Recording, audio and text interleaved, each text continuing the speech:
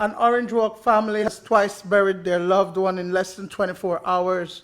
Emil Escalante succumbed on January 9th, just 5 days shy of his 28th birthday. His body was laid to rest on January 12th around 2 p.m. and by this morning, relatives discovered that his tomb had been vandalized. His coffin was taken out and broken open. Shocked by the news, Victor Castillo says he hurried back to Orange Walk, where his cousin had to be buried for a second time.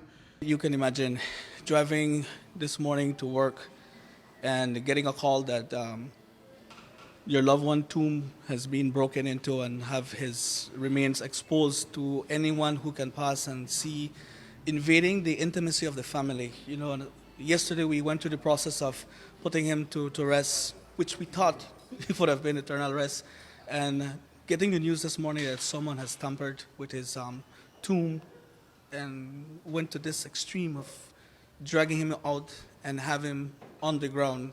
It's exposed. It's ridiculous. This morning, sometime around 6:45 a.m., Orange Walk police were called to the cemetery on San Antonio Road in Orange Walk town, where they observed a tomb that was opened along with a casket which was beside the tomb and the human remains of Emil Escalante. The family was informed, and I believe the issue was taken up and he was buried back.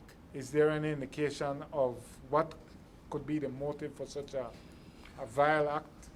No, at this point in time we do not know, but our officers are on the ground investigating to try and determine a motive why he would have been removed from where he was already buried.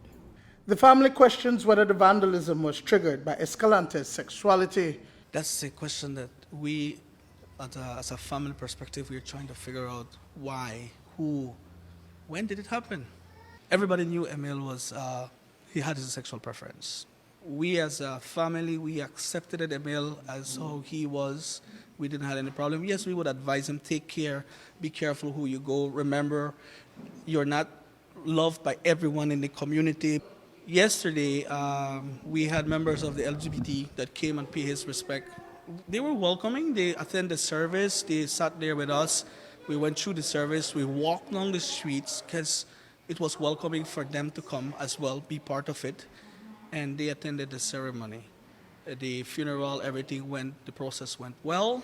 Everyone went home. When we got there, we noticed, and I'm not making a big issue of it. If it was because of that, I'm not pointing fingers there. But his wreath that the members of the LGBT brought was twisted to an extent that you could have seen that it's someone with hate that did it. I don't know why. Escalante had been hospitalized for almost 2 months before he succumbed. The attending physician at the Northern Regional Hospital says that he died from brain toxoplasmosis. But an investigation is ongoing because back on November 4th, the 27-year-old was involved in a fight and was reportedly struck over the head.